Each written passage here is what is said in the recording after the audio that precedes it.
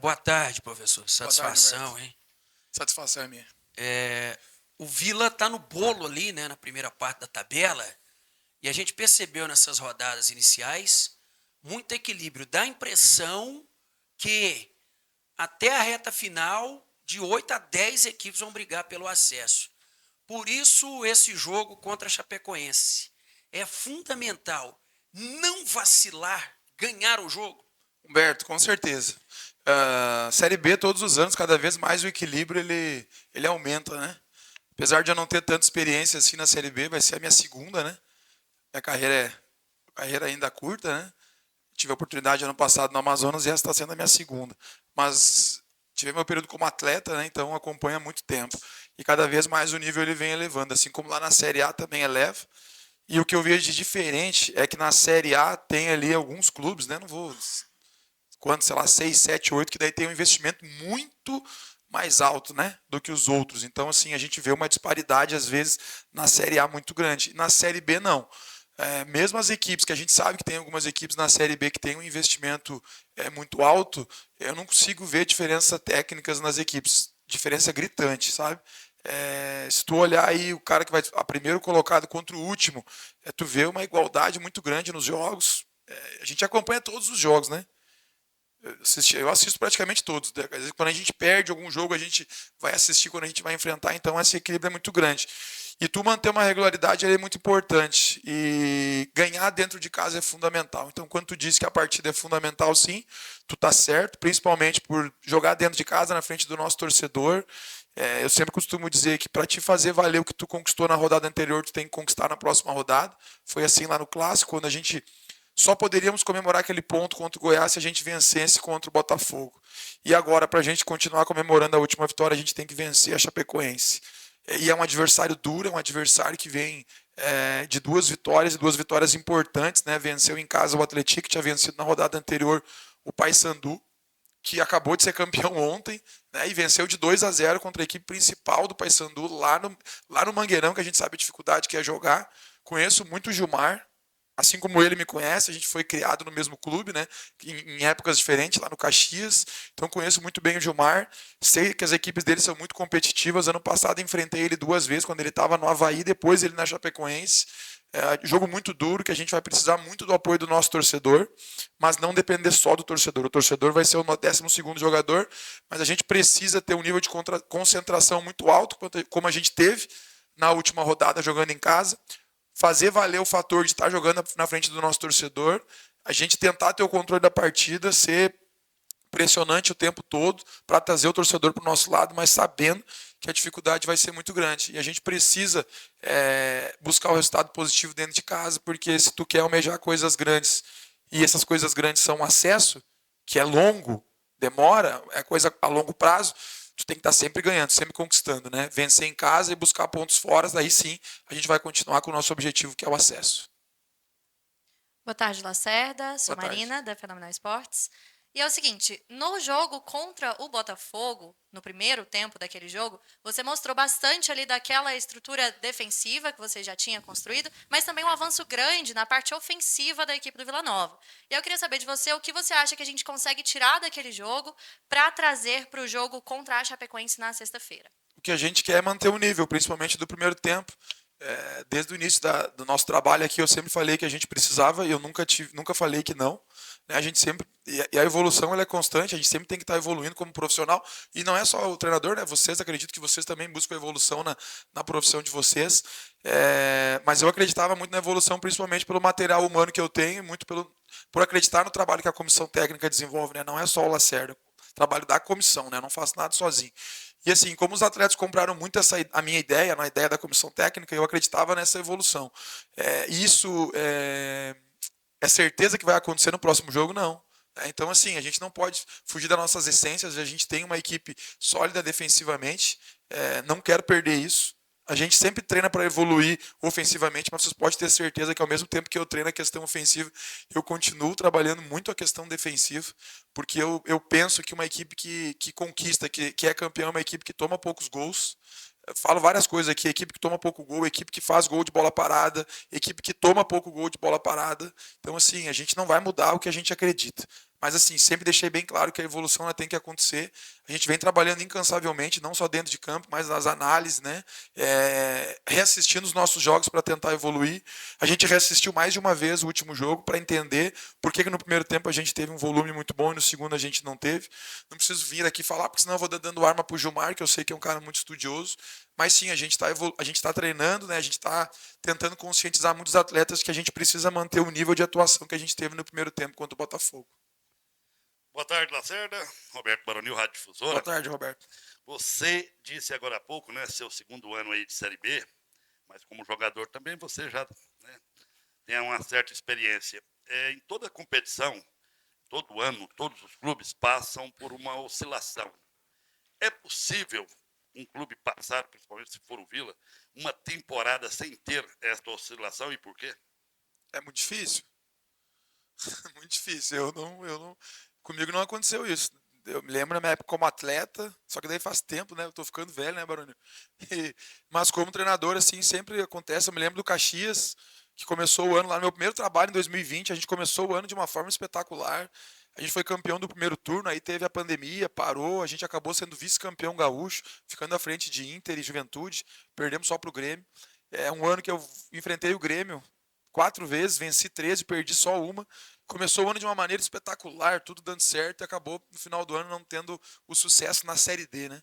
O Amazonas, talvez o Amazonas de 2023, foi um ano que não teve tantas oscilações, a não ser a minha demissão, né? Mas a gente foi campeão estadual. Eu liderei praticamente toda a Série C. Depois de duas derrotas, né? Eu acabei saindo do comando e assumi o outro treinador e fez 4 jogos e o time subiu.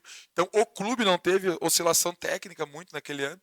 Mas é muito difícil, Roberto. Mas o que é o nosso desafio? Agora entrando na tua pergunta. O nosso desafio é que isso não aconteça. Mesmo a gente entendendo que isso uma hora ou outra acontece, cara, a gente tem que estar preparado, né? Eu já estou há 20 anos no futebol, sei como que funciona, sei que quando perde tu começa daí a ser mais questionado, às vezes acontecem as trocas, mas se a gente começa a se botar muita coisa na cabeça, se eu perder vai acontecer, vou sair, cara, daí tu não vive. Literalmente tu não vive. O treinador ele não tem paz, né? A gente ganha um jogo, já sabe que tem outro, logo na sequência não tem tempo para comemorar uma vitória. Então, assim, o que nós profissionais e eu tento fazer? Eu tento pensar sempre no próximo jogo, tento não pensar nesses momentos, e quando acontecer eu tenho que estar preparado, às vezes muito mais psicologicamente, para não passar essa desconfiança para o atleta, né? Eu sou um cara que eu prefiro, já falei isso várias vezes, se tiver que cobrar, que cobre o treinador, se tiver que vaiar, que vai o treinador, se a torcida tiver que xingar, que xingue o treinador, porque os atletas eles já sofrem uma pressão muito grande, né? Eu já fui jogador. Confesso que é muito melhor estar desse lado aqui. Porque, claro que a pressão é maior, claro que na derrota é tu que acaba pagando primeiro, né? Mas ali dentro das 4 linhas é muito difícil, cara. É muito difícil, eu já fui atleta. A pressão ela é absurda quando o juiz apita ali, cara. É difícil a pressão. E os jogadores hoje ele vive no mundo das redes sociais, que ele vê tudo, né? Vê os comentários, vê as críticas, vê as coisas boas também. Então a gente tenta não pensar nisso. O que a gente tenta fazer é manter sempre o nosso nível de profissionalismo. O que é? É chegar cedo no clube, é estudar muito, é trabalhar muito. Nosso treino é só às 4 horas, a gente está desde cedo aí, né? Programando o treino, programando já o nosso adversário, estudando muito o nosso adversário, para que esses momentos não aconteçam. E quando eles chegarem, né, a gente tem que estar preparado para saber superá-los também. Lacerda, boa tarde. Igor Santiago das Feras do Esporte Jornal Hoje. Lacerda, alguns jogadores, principalmente o Poveda, comentaram comigo sobre a sua participação na recuperação de alguns atletas que estavam passando por uma pequena má fase. O Poveda mesmo passou um tempo apagado, não estavam fazendo gols. Ele até chegou a ficar 2 jogos no banco de reservas. E ele comentou sobre a sua participação nessa recuperação, e hoje ele vive uma grande fase. E ele, inclusive, parabenizou o seu trabalho. Eu queria te perguntar, como que você está fazendo para gerenciar o seu grupo, sendo que chegaram jogadores novos, como fazer para esses atletas se sentirem importantes, se sentirem motivados ao longo do dia a dia, mesmo não estando sendo utilizados nos jogos? Assim, Igor, a questão do treinador, eu já falei isso várias vezes, até esses dias, semanas atrás aqui eu dei uma palestra, eu dei 2 dias de aula aqui no curso da licença A da CBF, e o que eu mais passei para os professores que aqui estavam, né? Dar o treino, montar o treino, claro que tu tem que saber o tipo de treino que tu vai aplicar, porque não adianta. Hoje em dia tu bota na internet, ele vai aparecer um monte de treinamento. Se tu clicar ali no YouTube, tu botar qualquer nome de treinador, vai aparecer tudo que é tipo de treino. A questão é tu saber como tu aplicar esses treinos, é tu montar e saber para quais jogadores tu tá dando esse tipo de treino. O que eu vejo de mais difícil na carreira de treinador é a gestão do grupo, gestão de pessoas, né?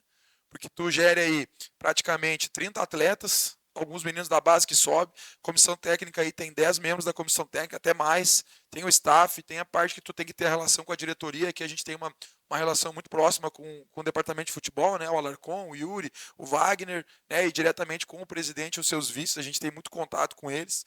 E a questão dos atletas. Como eu já tive desse lado dos atletas, eu entendo muito o que eles passam, né? Até eu tive uma conversa depois, antes do jogo do Paysandu, que o Poveda fez gol, né? Fez, né, contra o Paysandu. A gente teve uma conversa bem franca, né? Eu falei para ele que eu achava que ele tinha que melhorar. Não é sempre que a gente justifica para o atleta ou porque ele saiu da equipe. Por exemplo, eu não falei para o Poveda por que ele saiu da equipe.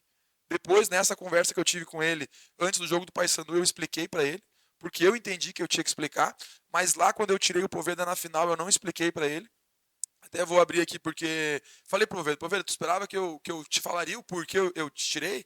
Aí ele disse, eu achei que tu ia falar comigo. Eu não falei. Por quê? Porque eu tentei mexer com o psicológico do Poveda. Porque se eu vou pro Poveda, às vezes no meio do futebol tem muito, sabe? A gente costuma chamar balajuca. Tu dá balajuca pro jogador, aí tu vai lá, faz um agrado. Não, tu vai sair por isso. Não, não. Às vezes nós temos que tomar a decisão e não tem que dar justificativa. Eu tirei o Poveda por quê? Eu falei, cara, vou mexer com ele, vou deixar o Poveda incomodado. Eu acredito que ele ficou incomodado. E ele entrou na final muito bem, né? Ele deu assistência para o gol do Thiago e retornou à boa fase. Então, assim, em alguns casos, eu converso com o jogador, explico, tu tá saindo por isso, por aquilo. Com alguns eu explico porque eles estão jogando, com outros eu não explico. Cara, daí eu vou te dizer assim, é muito do feeling, é muito da experiência que eu tenho como atleta, né? Eu tento, desde que eu cheguei aqui no Vila, eu tento analisar cada atleta, o perfil dele. Eu sei da vida de todos eles, pode ter certeza disso. Eu sei quem tem filho, eu sei quem é separado, eu sei quem é solteiro, eu sei quantos filhos cada um tem, eu sei quem está morando sozinho em Goiânia, eu sei quem não está morando sozinho em Goiânia, eu sei quem os pais visitam aqui, eu sei tudo dos atletas. Para mim poder abordá-los, eu tenho que ter argumento para conseguir abordá-los. Então, assim, eu sou um cara que me preocupo muito com essa questão humana, né, de muitas vezes conversar com os atletas, de tentar ajudá-los, porque eu sei que muitas pessoas, hoje eu vi até uma questão em relação ao Tite, né, que algumas pessoas não conseguem entender o porquê que ele se afastou, né? Todo mundo fala, mas o jogador ganha bem, cara, mas tem muito problema. Ele ganha bem porque ele fez por onde, né? Então, assim, eu me coloco no lugar dos atletas, então, assim, de algumas formas, eu tento ajudá-los com conversas, às vezes a gente mostra em vídeo, às vezes a gente tem que ser duro, às vezes eles têm que escutar verdades que eles não gostam de escutar, mas eu sou um cara que eu prefiro muito mais falar na frente deles do que falar pelas costas, do que vir na coletiva, coisa que vocês nunca vão ver. Eu vim aqui expor eles, porque sempre eu vou ser o responsável pela derrota. Então a gente tenta levar, mas vou te dizer, Igor, não é fácil, cara. Não é fácil porque tem uma frase que eu escuto do Anderson Moreira, treinador, né? Eu trabalhei com o Anderson em 2012. E o Anderson disse uma frase que eu nunca vou esquecer. Quando eu encontrei o Anderson ano passado, eu disse para ele, professor, eu nunca vou esquecer a frase que tu usava em 2012. Futebol é injusto. Por que ele é injusto? Porque hoje eu escolho 11 para começar. E esses 11, às vezes, eles não são os melhores 11 para começar. Mas é que, no meu entendimento, são os melhores 11 para aquele momento. E muitas vezes eu estou prejudicando algum atleta que está melhor, mas a gente tem que tomar a decisão. Então, assim, é uma situação difícil, mas que a gente tenta minimizar ao máximo os erros para não estar atrapalhando o jogador na carreira dele. Tarde Lacerda, Gustavo da Rádio Bandeirantes. Ainda seguindo esse ponto de vista, mesmo com o que você expôs, né? Às vezes com a dureza, com a franqueza. Ontem a gente teve a apresentação aqui de 4 atletas e perguntados a eles, né, sobre a questão da adaptação, da integração, todos eles falaram muito a palavra união, que o grupo está muito unido, o grupo recebeu eles bem e está todo mundo trabalhado aí em prol de um objetivo só, que é o maior do Vila, que é o acesso. União, um grupo bem unido, é capaz de ganhar os 3 pontos antes mesmo de entrar em campo? Não. Vou ser bem sincero. É muito bom tu ter um grupo extremamente unido, ter um clube unido como é o Vila. Mas eu vou te dizer o porquê eu respondi não. Porque eu acho excepcional trabalhar no Vila, porque é um dos clubes que e todos os clubes que eu trabalhei eu tive ótimas, tirando, cara, o ABC eu fiquei pouquíssimo tempo no ABC, né, e é um clube que estava meio turbulento, assim, na época, e não consegui colocar todas as coisas que eu penso sobre o futebol. Mas no Amazonas eu também tinha um ambiente muito bom, e no Caxias também um ambiente muito bom. Mas o que eu vejo no Vila é uma união muito grande entre todos os setores do clube. Cara, eu digo assim, eu não tive nenhum problema. Talvez eu não tocaria no assunto se eu tivesse tido, mas eu não tive nenhum problema no Vila Nova.